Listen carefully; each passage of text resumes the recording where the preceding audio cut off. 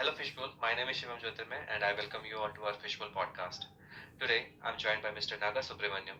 He is a principal technical program manager at Intuit and has authored more than 70 books including biographies on famous personalities like Mukesh Ambani, Anil Ambani, Narayan Murthy and many more.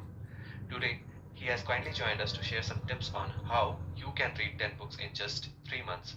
We're also going to discuss about the importance of reading and how it benefits us to grow as character and individual. We'll also be opening up the forum in the latter half of the session for our listeners to ask us any questions. You can do that by either raising your hand or DMing me your question if you want to remain anonymous. So without wasting any further time, I'd like to get started. Mr. Naga, welcome to Fishbowl Live. Thanks, Shivam. Thanks for having me. Very excited to talk on this topic, which is very close to my heart. Same likewise. It's great to have you here as well. So my first question is, many people believe that reading a certain number of books per quarter is important. But is this true? How does the quantity of books read compare compared to the quality of reading experience? Yeah. If I give a honest answer, number of books you read is definitely a wrong metric to track. So then you may ask, why did you choose this title? But actually, when creating a habit, sometimes maybe we need to go with a wrong metric purposefully. I wouldn't call it wrong metric, but not so perfect metric. It's good to start. I'll use this example. When we are in school or when we are in college, we write exams and then they are scored and we are told, okay, you have scored 9 out of 10 or 7 out of 10 or 5 out of 10 or whatever it is in different subjects. When you're in school or in college, those marks and all look very important. Yeah, I've scored 0.5 more than my peer or someone who I consider as my competitor and stuff like that. These things look very important. But little later in life, you realize that, hey, are marks that important? Is that the metric that is actually determining the intelligence of someone? All this thought process comes to you much later after you have gained that knowledge. By using a metric called marks in school or college or whatever, you're actually gaining knowledge. That's the whole purpose of going through school and college, gaining knowledge in a particular subject or more than one subject in some cases. And marks are probably useful metrics at that time. But once you become intelligent enough, then you can call, oh no, marks are not important. For example, when I'm talking to my daughter, I keep telling her, hey, don't worry about marks. They're not that important in life. But then I realize and I correct myself. I shouldn't be saying this to her because she won't be in a position to understand it. So I see the reading habit as something similar. When you're getting started, finishing 10 books in a quarter, for example, looks like something very exciting. It makes the whole process, it's gamified, right? How many books I've read out of 10? 7, 4. I'm not even close to 10. 9. I'm almost there. What can I do to make it 10 and stuff like that? So we kind of gamify it. We kind of celebrate our small wins and stuff like that. So by doing it, you form a habit. So you do it for some 2-3 quarters. After that, numbers wouldn't matter. You may read just 2 books in a quarter and feel extremely happy about it. Or you may read 20 books and feel unhappy because the quality of the books that you read were not so great. You start thinking about the quality little later after you have formed the habit. So this is more like training wheels kind of a thing, which helps you get into the habit of reading. Once you've got there, you will have different metric. And the true metric will be your own satisfaction. Whatever is the purpose for which you are reading books, are you achieving it or not, will become the ultimate metric at some point. But till we get there, this will be a very good, gamified, exciting metric to track. Absolutely. Yeah, that makes sense. And it also reminds me of something like, money doesn't buy happiness. This quote can only be said when you have enough money. Yeah. So, kind of the same similar thing, because once you have that achievement, reading 10 books a quarter, then you are choosing the quality of books, authors that are, more advanced and that, the beginner level of readers can't comprehend. Not judging, but these are some kind of facts that some authors have a different requires a different level of intellectuality from the readers as well. Absolutely. And my next question is, in a world that is increasingly visual, why is reading still important? Can we really learn as much as from watching videos or scrolling through social media? Or reading is really important for us? Yeah, absolutely. See, these days, actually, some of the authors also say this. Earlier, authors used to be competitors to authors. You read books of author X, and author Y is the competitor to author X in terms of buying attention from the reader. But these days, it is the non-books which are the competitor to authors.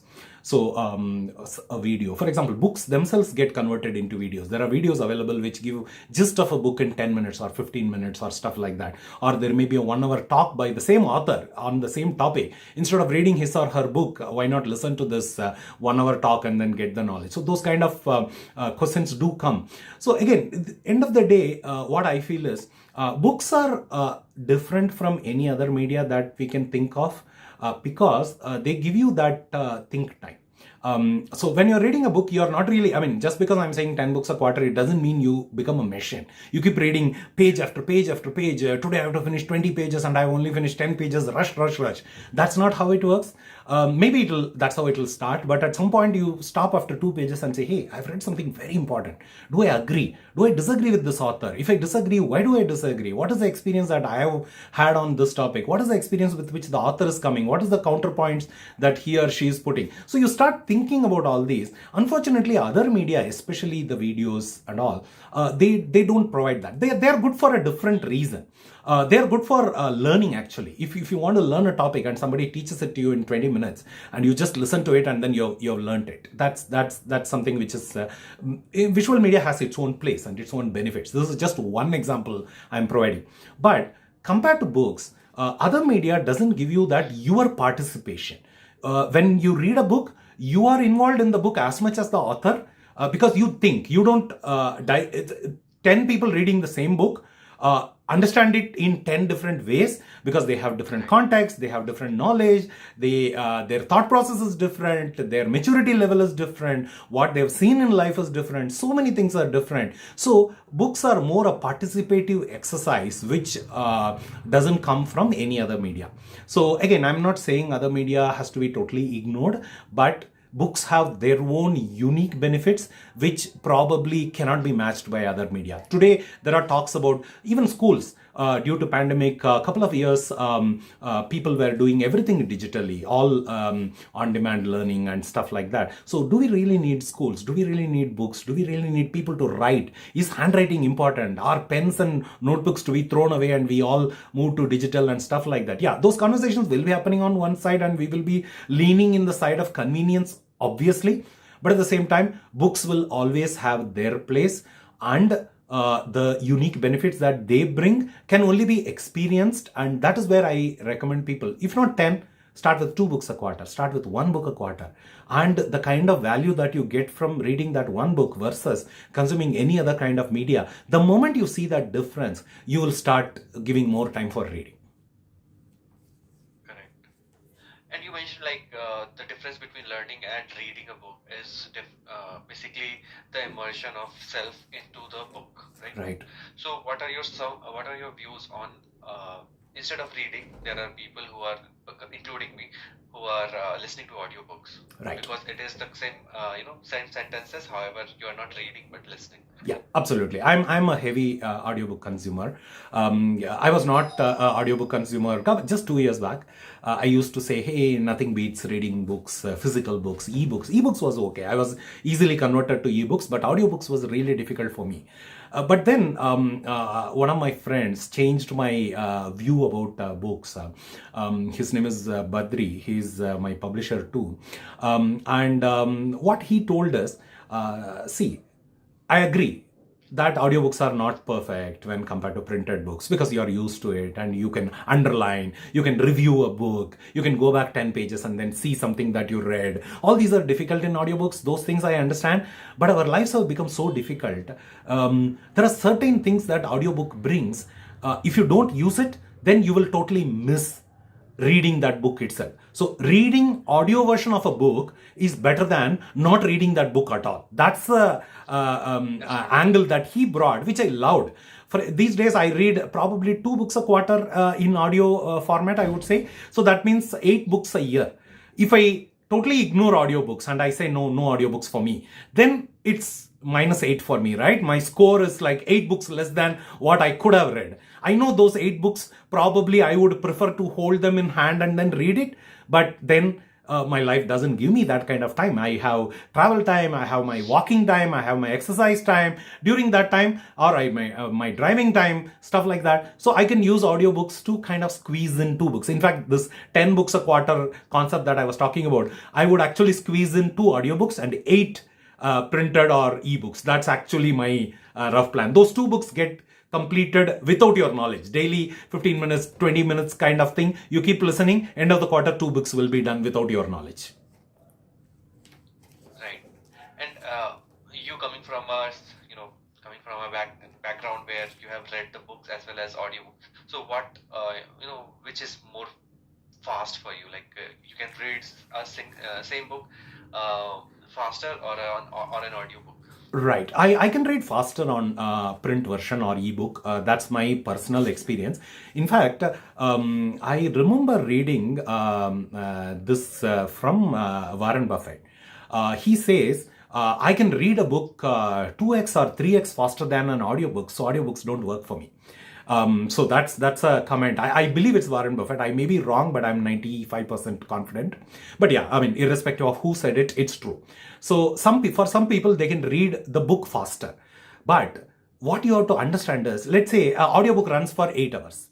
You can read that printed book in 6 hours. Let's say you're faster and audiobook is slower.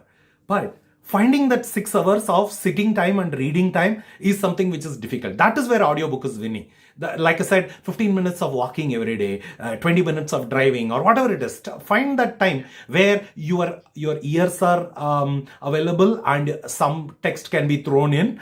That's when I prefer going with audiobooks. Yeah, I do have my own problems with audiobooks. For example, if there is a difficult word, I can't refer to dictionary because by the time I think of pulling up a dictionary, that word is gone and I can't go back and do that. That is a problem. I can't look back at the book.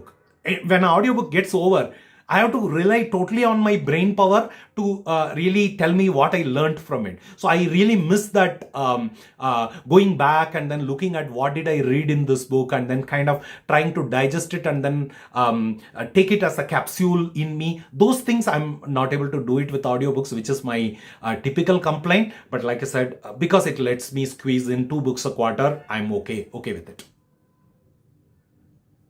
Got it. Yeah, it's like convenience food, right?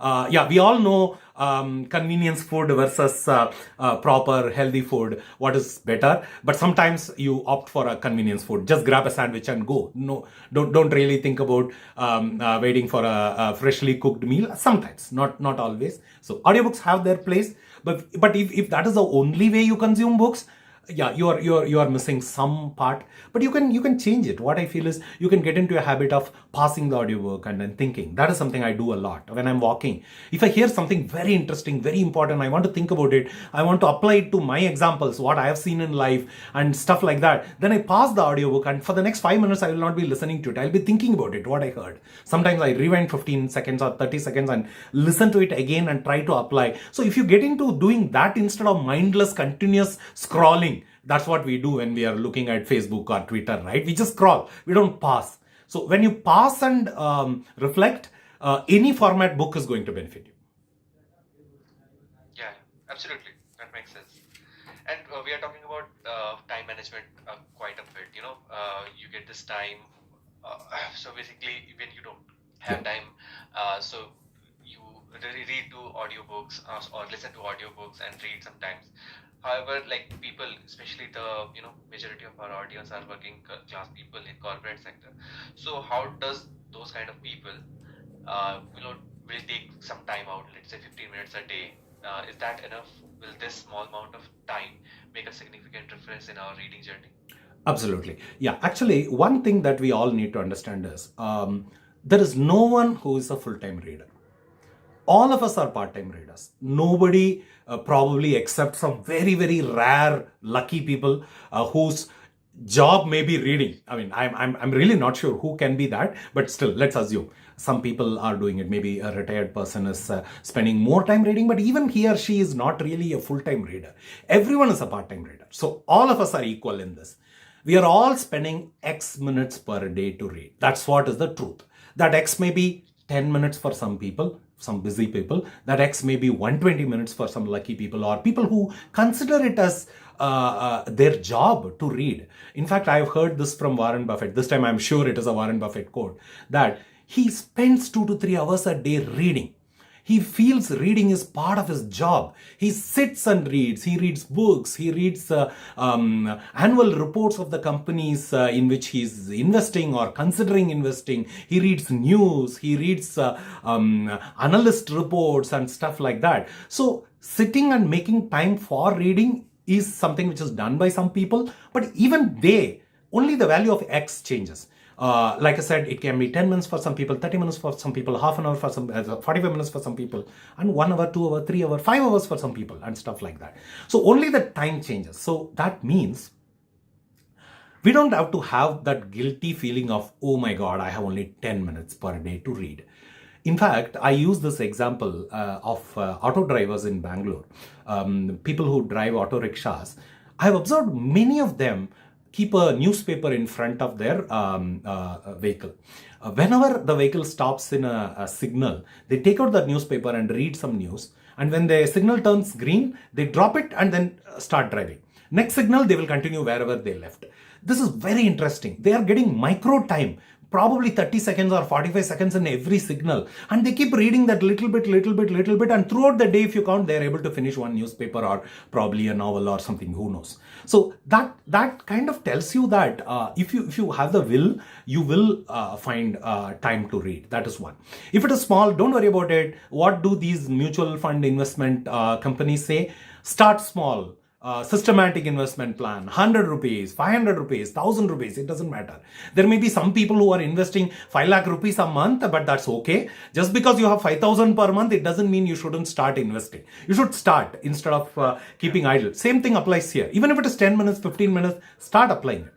But then, how to convert that 15 minutes to 30 minutes? That can only happen with your own time audit. I call it time audit. So you have to kind of go back and look at your life. Okay, where am I spending my time? Is there some room for taking some time away from it? See, we all get only 24 hours. We are not going to get extra time. Just because you want to build a reading habit, it doesn't mean somebody is going to give you 1 hour extra and say, go on and read. It's not going to happen. That 1 hour, if you want, should come from your existing schedule. That means you have to look at your schedule, do a time audit. Do it for a week minimum. Keep a notebook with you. Every 15 minutes, what are you doing? What is, it may look little mechanical, but do it for a week. Capture it. And finally do analysis and decide, okay, these are the times which I can use for reading. For example, I'll give you my own example. Let's say I'm spending 2 hours a day in social media. I'm just making it up. I don't spend 2 hours actually, but probably 1 hour. Can I take 15 minutes out of it? Now I'm just using social media as an example. For you, it may be something else. It may be watching a TV serial. Maybe you're watching 3 serials and you can cut it to 2 serials and then find 30 minutes for reading, or something else that you really feel you can spend less time, or you can delegate. Some things you can even delegate and then find time for reading. Just one thing, do not compromise on anything related to health or family time. Or of course office time. Those things are very important. For example, if you cut 1 hour of your sleeping time and then use it for reading, in the long run you're not really gaining, unless and until you sleep a lot and you want to reduce it, then it makes sense. Otherwise, do not touch these health, family and work related times. Try to find time from other things. Get creative, like that auto rickshaw person who uses all the traffic signal waiting time. I'm sure such opportunities exist in your life. I cannot pinpoint them for you, but a time audit will definitely, you have to be truthful. Where your wasted time goes, take it and invest it in reading a book. That's what I would say. So to summarize, no problem starting small. It's better than not reading at all. but do a time audit to increase it. Absolutely. Yeah. And is there a difference between time audit and time budgeting? Time audit happens before you decide where to find time for reading. After auditing, you decide, okay, yeah, this is the time I'm going to pull. For example, let's say I have 1 hour lunch break. Currently, I'm using the full 1 hour. Maybe I'm doing certain things which I can change. 30 minutes I can use for finishing my lunch comfortably. Again, no need to rush that. And then the remaining 30 minutes I can use it for reading. Let's say that I'm just using it as an example. I'm not suggesting this. But once you have done that, once your time audit is over, that is when the time budgeting comes into picture. So now you start allocating time. Earlier we spoke about audiobooks, right? So let's say I walk every day for 30 minutes. So I can start listening to an audiobook around that time. Or I have some 15-minute slot at some point in my workday. Or I want to spend more time during Saturday, Sundays because I have a little more time in my hands. So I want to read a book at that time. So time budgeting kind of, now you know where the slots are, and you go and say, okay, I'm going to do this at this time, this at this time, and stuff like that. And sometimes if you are that kind of a person who reads parallel books, even that comes under time budgeting. Actually, when to read which book. For example, I have one book for my bus journeys. I read it only when I'm in a bus. And then I have one book for in my work table. So in between work, if I want to take a break, relax, not see the screen for 10 minutes or something like that, in that case, I pull that book and read it. So like that, sometimes you can even read 2-3 books parallelly, but it all depends on how you read. Some people are not able to maintain continuity when they are reading more than one book parallelly, so they prefer to go in a serial mode. That is okay. It all depends on what is your reading style. Yep, yep. And actually, like, it's kind of seems daunting, budgeting and auditing your time. So, is it really necessary? Like, how can we strike a balance between making reading a habit, a healthy habit, and not letting it become too mechanical? Correct. Very good question. In fact, this is where you'll see this problem everywhere. For example, let's say you want to get into a healthy exercising routine. So you would observe that your gym instructor will say, okay, I'll have leg day, I'll have shoulder day, and stuff like that. So they will say, okay, Tuesdays are shoulder days. So on Tuesdays you will do all exercises which are strengthening your shoulders and stuff like that. So such a controlled learning becomes necessary initially. Like I was saying earlier, it may not be the perfect way, it may be mechanical, but once you have done it and get into the habit, all these will not be necessary. You are not going to really do every week time audit, every week budgeting and stuff like that. It will become very natural. So till it happens, so that is where there is a sweet spot. It is like this: when you don't have a habit and want to make a habit, then you have to force yourself. You have to put in a rigid process. You may even want to have a buddy. You may want to tell your buddy, hey, I plan to read 50 pages a day. Then if that buddy can ping you in WhatsApp or whatever it is and say, hey, did you read 50 pages today? Yeah, it adds extra pressure to you. Some people actually publish it online. I have a friend who uses a site like Goodreads, where he says, this is the book I'm reading now. So I'm 17% done. I'm 27% done and stuff like that. So these are all like, we are making external factors help us make a habit. But once at some point, you know that it's not necessary, right? So that is where, for example, if you look at a cricket player, he or she practices every day. It doesn't matter whether there is a match or not, whether they are playing against a weak team or a strong team. It doesn't matter whether they are in the team or not. It becomes a habit because they know what comes out of it and they just do it. So till we get into that autopilot mode where there are intrinsic motivation which is driving you, probably extrinsic motivation and having such a rigid process to kind of guide us in the right direction is very important. Again, I want to use that training wheels example. Training wheels are necessary until you learn to ride a bicycle with stability without falling down. So these mechanical processes will help you not fall down. But once you've learnt that, I think you wouldn't need such a plan. It'll become automatic. Nobody has to come and tell you what needs to be done. Yeah, absolutely. Like making a good habit instead of a mechanical, just goes to say excess of everything is bad, basically. Yeah.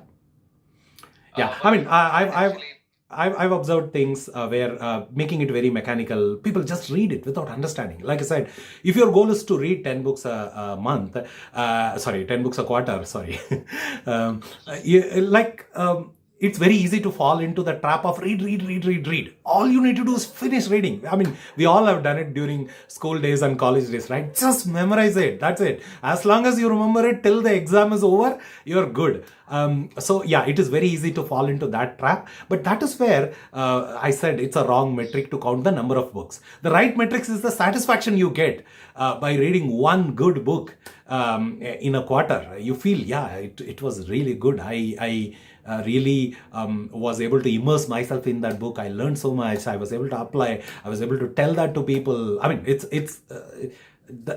you will get there, but not in the initial days. If you're lucky, after 3 to 4 quarters, you will be there. But many people give up in the first 2 quarters, which is the danger zone. That's where you need the process. correct. And just to ask one question, a friend of mine from my first company, she posted a story that she read 62 books in last year, like 2022. Is that too mechanical or bit too much while she's working? Like she's not a housewife, she's working, in the same company in the corporate sector. Is that too much, or it's like, oh, great? Yeah, again, I wouldn't go by the numbers. In fact, I will be very honest. If I read that someone read 62 books in a year, my first reaction will be envy. Because I can't read 62 books a year. My second reaction will be, they must be bluffing. They are probably lying, kind of a thing. But yeah, I shouldn't judge people like that. Those are all initial reactions which we don't want to tell to others, but I'm just saying it because it's a humorous note. But the truth is, we shouldn't go by the numbers, really. For example, look at this. If someone says, I just need 2 sandwiches, let's say you're cooking for someone and say, I just need 2 sandwiches. That number is totally meaningless, right? Because you don't know the size of the sandwich. You don't know the type of the bread they want. You don't know whether they want 3 breads in a sandwich or 2 breads. You don't know what fillings they want. You don't know how fluffy the bread has to be. So many factors are involved in it. That 2 sandwich is something which is very unique to them, their scenario. When you say, I want 2 sandwiches, and when I say 2 sandwiches, they are not the same. They are different. So it's the same thing. So when somebody read 62 books, maybe they did. They truly did. There are books which are small, which you can finish it off. And this is another important thing. Thriller books and romance books, I have observed them. You can read them very fast. You can read them really, really fast. And you will enjoy also. You're not really mindlessly reading it. So, okay, after that initial envy and stuff like that, when I take a step back and think about it, I don't think it's impossible. Reading 62 books in a year is definitely possible. It just needs a little bit more planning and a mix of small books and medium-sized books and large books, and not really taking 600-page books every time, and taking light reading, which you can do it without a lot of thinking, squeezing in audiobooks here and there. By doing all these, 62 books a year is possible. I mean, we are talking about 10 books a quarter, and your friend has read probably 16 books a quarter. It is just a small improvement of this plan. That's how I see it. Yeah. Actually, I don't think she was bluffing, because she had posted the screenshot of some website she was using that used to keep track of whatever she had using the content. Yeah, with books, you're not going to gain anything by lying. Yeah, I mean, you can lie, I have $5 million in my bank account, and then probably you can get some benefits. But by lying, I read 62 books, probably some people will raise eyebrows and you'll get some likes, but you're not going to gain anything. So I truly believe she read 62 books. Only thing is, we should learn from her. What tricks? I'm sure such readers have tips and tricks which we should observe and then apply in our reading. Yep. Until the point we reach to that level, like personally talking, we have to start somewhere, right? So is there a specific place or environment that is best for reading, how does location affect our reading experience? Yeah, actually, sitting in the same place and reading every day, psychologically, people say that that is something which is boosting your ability to read, because it mentally prepares you for reading. That place is reading. Your kind of your mindset changes when you enter that zone. Then similarly, the posture, the way you sit when reading. Some people read lying down. Some people read sitting straight. I know people who are reading standing up. I've heard about someone who had a standing desk in his home for reading purpose. So stand and read. It becomes a little bit of extra exercise. And audiobooks are obviously you can walk and read and stuff like that. So yeah, I mean, I think in today's world, being very particular about a location to read books probably can be counterproductive. If we wait for the ideal location to sit and read, maybe we will read less. So we have to be a little bit flexible, but we can kind of try to make it as routine as possible. For example, if you're traveling in bus, if you like a particular seat, let's say near a window or away from window or whatever is your liking, try to get the same spot as much as possible. But if you don't get it, it's still fine. You should still be able to read it. So to summarize, I don't think location is important, but if you can, then, I mean, I know people who prefer a particular park, particular bench.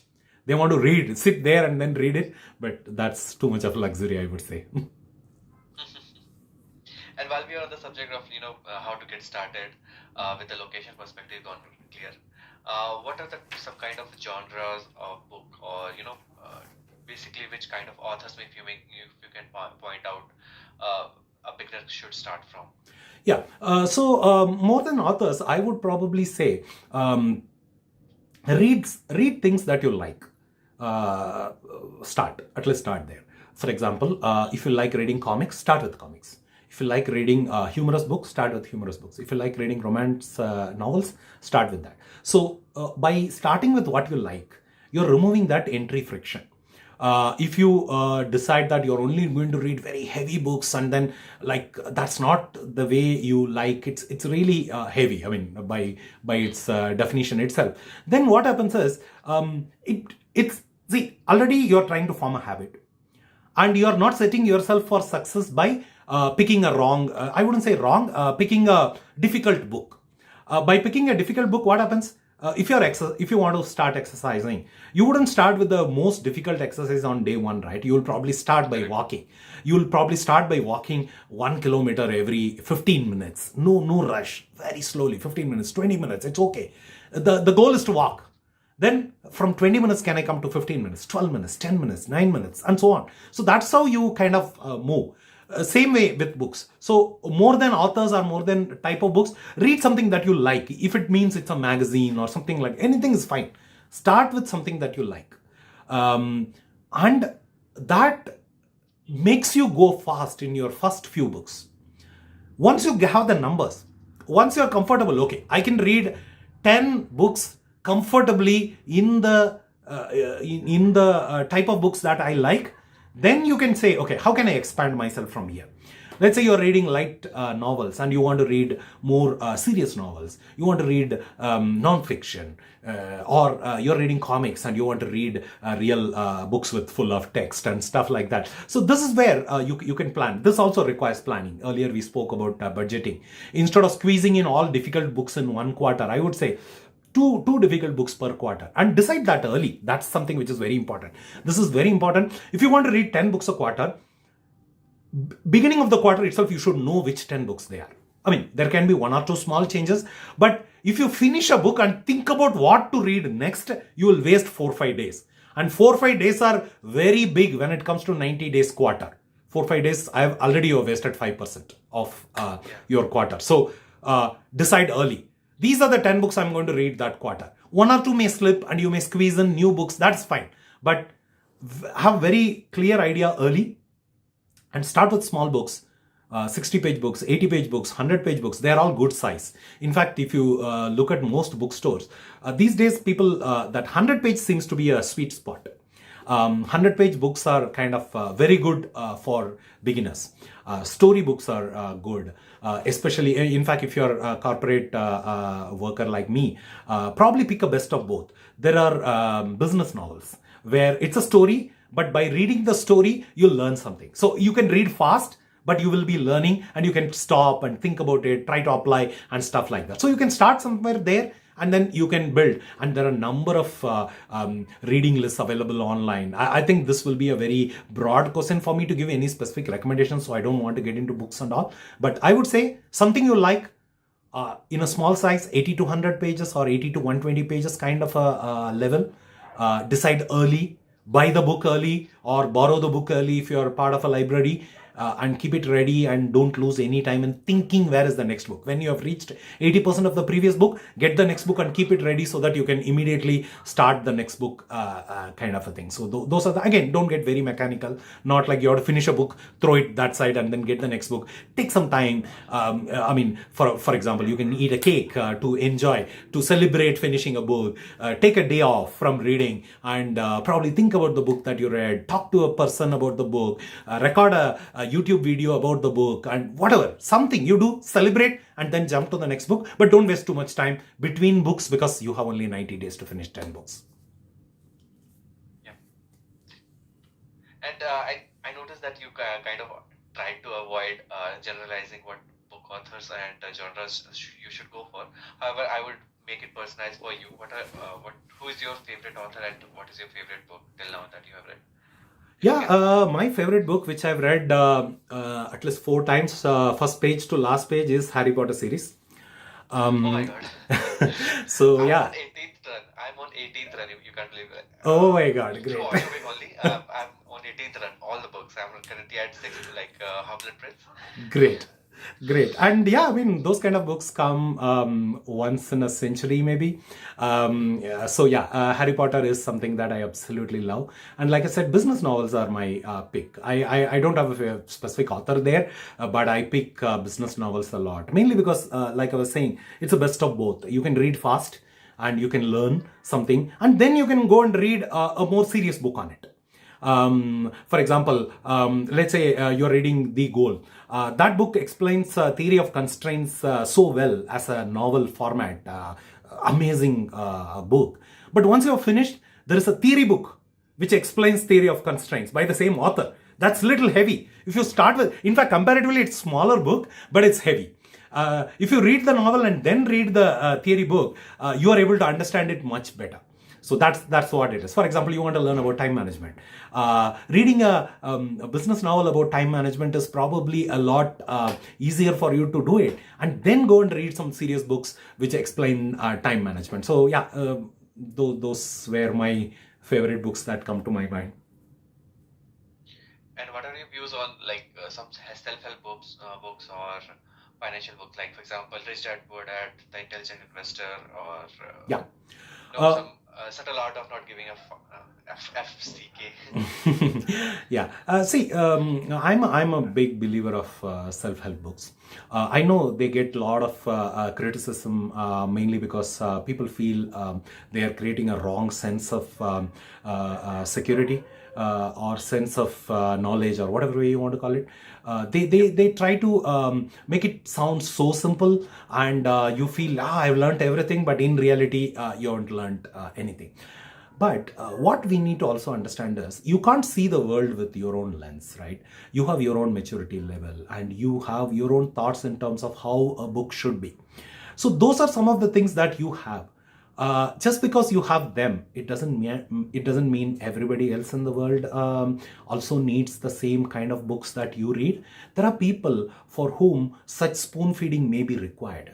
I've read such self-help books. I've written such self-help books, and probably some of my friends themselves will say, "Hey Naga, these books are not going to be useful to people." They will say, but I will not be writing that book if I don't truly believe that they are going to be useful to some people, right? So I have letters, I have emails, I have phone calls where people come and say, "Oh my God, your book really helped me." I'm not saying this to say my book is great. I'm just talking about that general self-help type itself.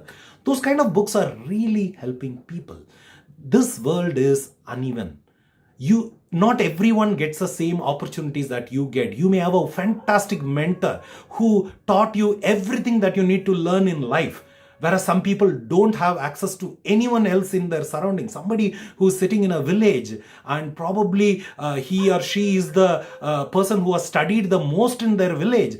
For those kind of people, books are like lifesavers, right? They kind of open a world which we take for granted. So that is where self-help books play a very important role. And believe me, nobody stops there. Nobody reads self-help books forever, right? It's an initial, you learn something from it. Just like I was saying, using the example of business novels. Just because a business novel is easy, it doesn't mean I'm going to stop there. I'm going to read that, then I'm going to go deep, I'm going to understand it, I'm going to use it. Then I wouldn't need that initial introductory book that really helped me learn that topic. But just because I don't need it now, it doesn't mean that book is totally useless. Probably somebody else in the next generation is still getting benefited. In fact, this year, I was pleasantly surprised to see How to Win Friends and Influence People book by Dale Carnegie in Amazon's top 10 books in 2022. That book is century old, man, and it's selling in 2022 in top 10 versus all other books that you published this year, which are all greatest and new, latest and stuff like that. So yeah, there is a need for self-help books. I'm not saying they are the only books you need, but they are not useless. I do not subscribe to that thought. Yeah, it's right in front of me, How to Win Friends and Influence People. And it's an amazing book. I read it in audible format and I loved it. And same goes for like that Intelligent Investor. It was written in 1920 and still considered as one of the best financial self-help book ever to be written. Absolutely. And just, while we discuss more about what we personally prefer, and moving on to the next question, and many readers were by taking notes while reading, but is this necessary for everyone? What are the benefits of note taking and how can it enhance our reading experience? Yeah. So what I've read is writing down what you've learned or what you thought about helps it form a very strong connection in brain. I'm not a medical person, so I may not be technically right in saying this, but yes, that is what I read. So I've observed this when I'm discussing with people.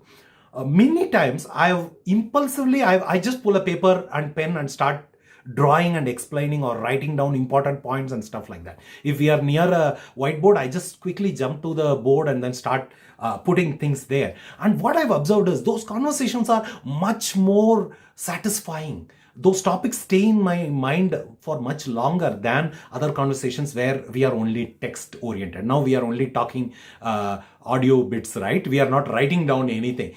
But before this call, I sat and wrote down 5 pages of notes on what points that I should talk. And that gave me the confidence to talk. That gave me the confidence to answer questions and stuff like that. So that is where I apply the same for note taking also. When I'm reading a book, you don't even have to write.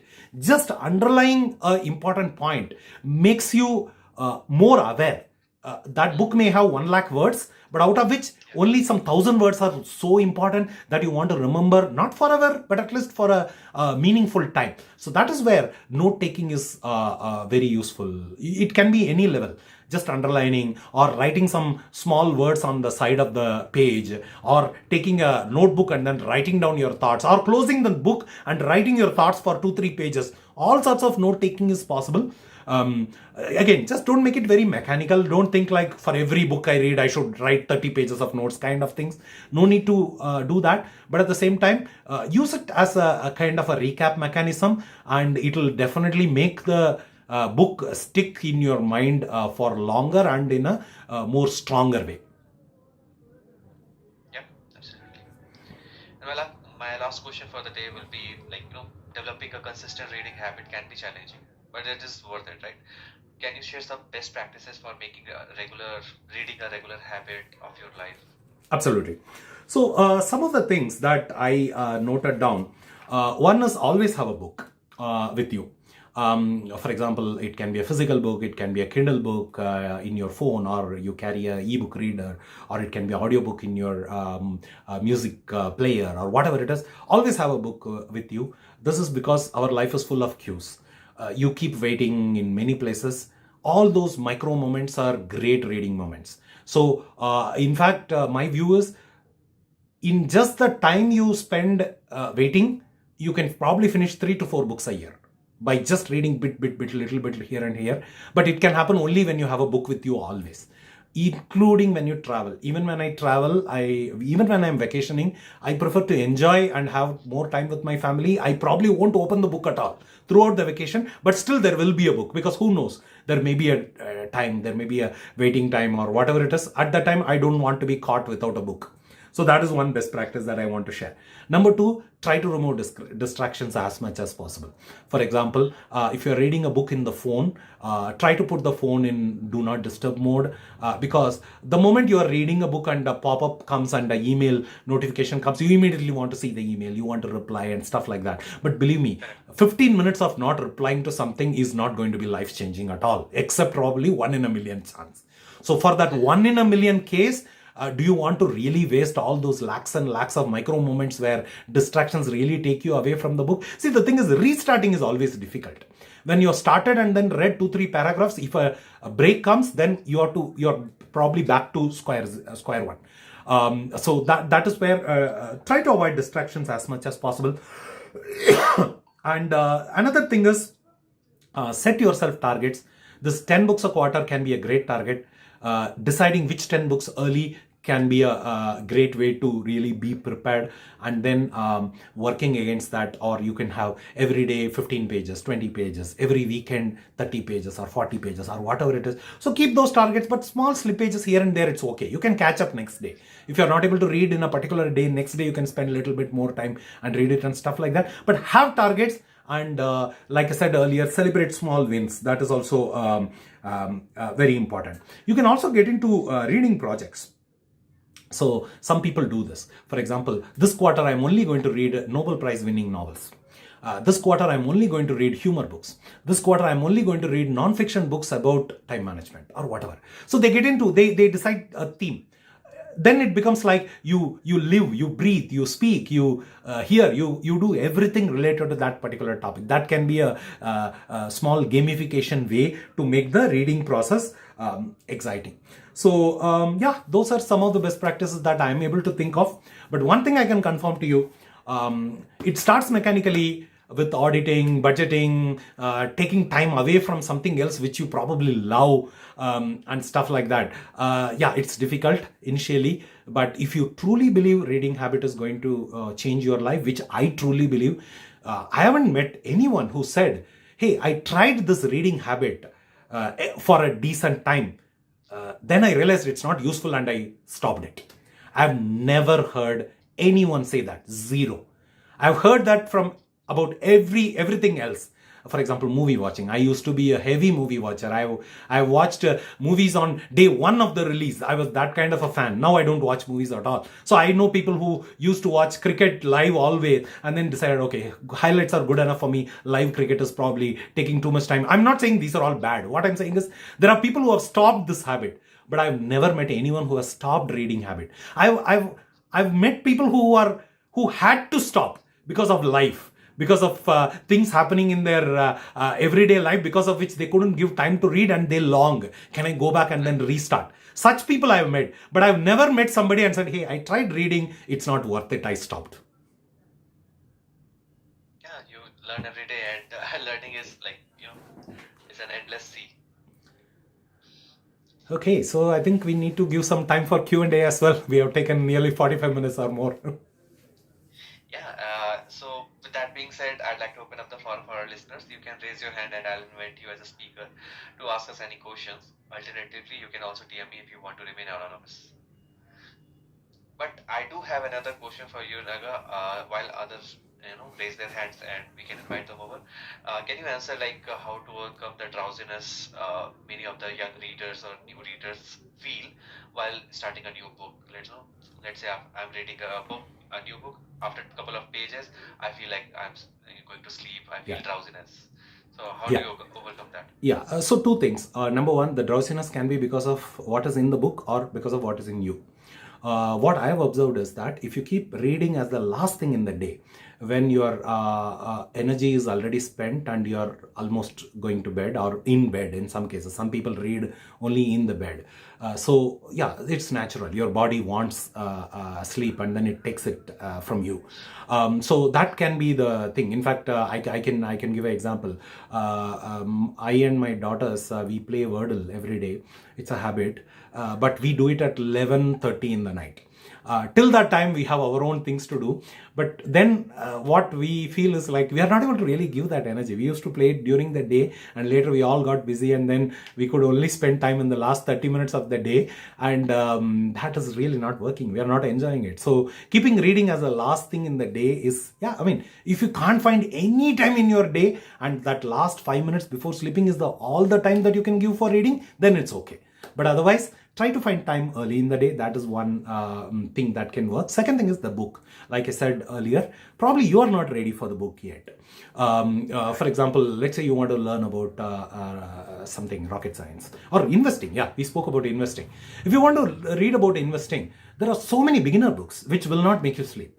But if you start with the heaviest book possible about investing, that may be the greatest book in the world, but at the same time, you are not ready for it yet. In you, you are probably, you feel drowsy because the topic is not really exciting you. It's not energizing you, right? So that is where you should probably go back. Okay, fine. This is little, I can read it probably 6 months later. What else I can find on the same topic which preps me for this reading at a later point of time? So that's the second thing that you can think about. And third thing, you can look at your posture as well. What I've observed is that lying down and reading, while it works for some people, I know people who lie down and read for hours. It works for some people, but if that is your problem, then try to sit straight in your bed itself. That probably will give you some 30-40% of extra reading time, and you improve from there.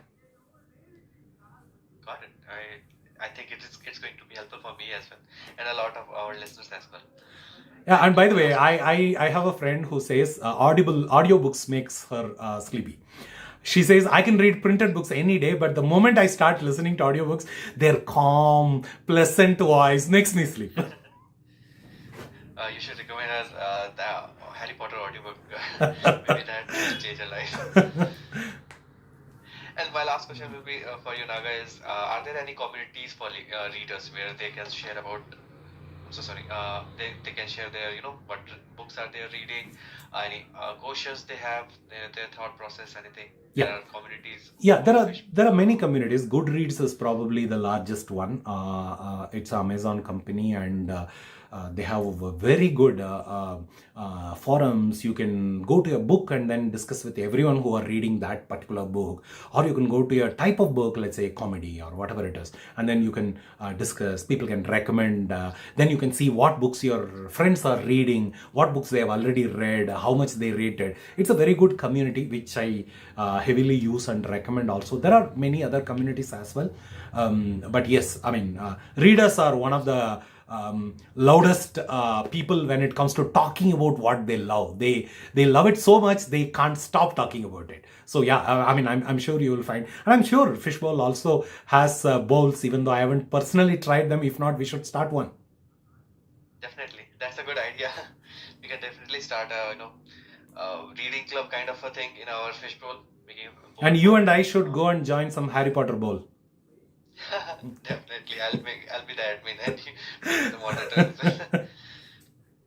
So I have one anonymous question for some reason, because I don't think he is able to join. However, he asks what to do when you don't understand some words. Do you look up in the dictionary? Yeah, a very good question. In fact, that's one of the reasons why I love ebooks. Actually, when you are reading an ebook, there are plugins available in the ebook reader itself, where you can just do a long press of a word and the meaning comes. In fact, Kindle has a fantastic feature. I forgot what is the name of the feature. I think it's called Wordwise, if I'm right. If you enable that Wordwise, all the difficult words, it already shows the meaning. Like a small non-intrusive pop-up will be there next to that word, and the meaning will be there. So you don't even have to click, and you can adjust it. Like if you set it to 10%, it will assume English is new to you and will give meaning for most common words. If you set it to 60%, it will only give for little difficult words. If you set it to 90%, it will give only for very difficult words. And depending on your level of understanding, it does. So yeah, when you're reading an ebook, that is possible. When you're reading an audiobook, it's not possible. That's one of my real pain points about listening to audiobook. In fact, when you're reading an ebook, you learn so many words. Every book, at least 50 difficult words you will learn, and you can start using them or whatever it is. Printed books, it's not that easy, but if you are a printed book fan, keep a dictionary with you. There are amazing mobile dictionaries. So you can just scan a word and then it gives the meaning of the word. Such dictionaries exist. So just search and get something in Google Play or iStore. But one important thing, just because phone is near you, don't let it distract you from reading. You should use it purely for dictionary purposes and nothing else. That really makes sense.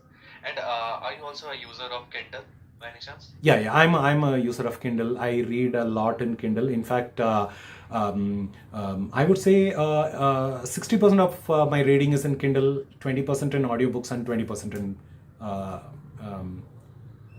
printed. Okay. So my reason for asking this question was basically I believe there are two types of Kindle. One is backlit and one is just like a calculator would.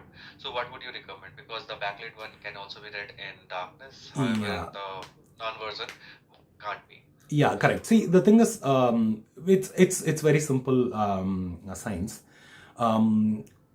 The screen which you can read in dark without external light source is comparatively going to be bad for your eyes than a screen which you can read only in with the external light.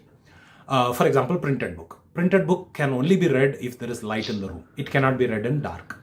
Versus watching a YouTube video in phone is something which you can do in the darkest possible room as well. So naturally, the second one is going to be hard on your eyes. So yeah, comparatively, it's better to go for external light and avoid that dark room reading.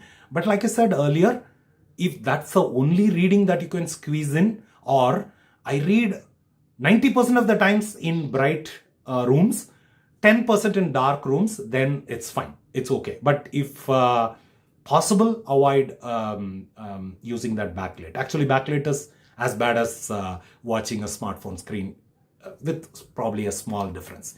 Again, these are all not scientific facts. Whatever I've learned, I'm just sharing. Not very accurate, but the thought is in the right direction. Yeah, that makes sense actually.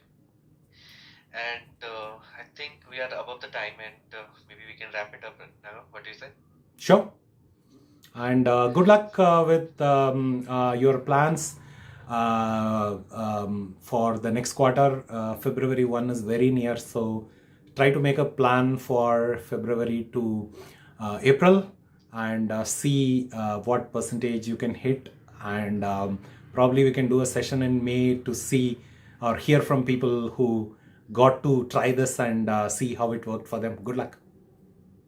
Definitely, and I personally would be making this sure that I'll be making a kind of a list for what books I'm going to aim for the next quarter, and I really hope like the next session with you, Naga, will be before May, maybe if you are willing to join Sure. us again. Sure.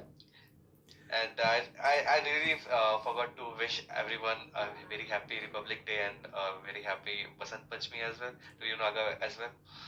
And Yeah, with that happy being said, Republic I'd like Day. Probably a book about Constitution can be your next book. Sure, I really hope it's one of the best sellers.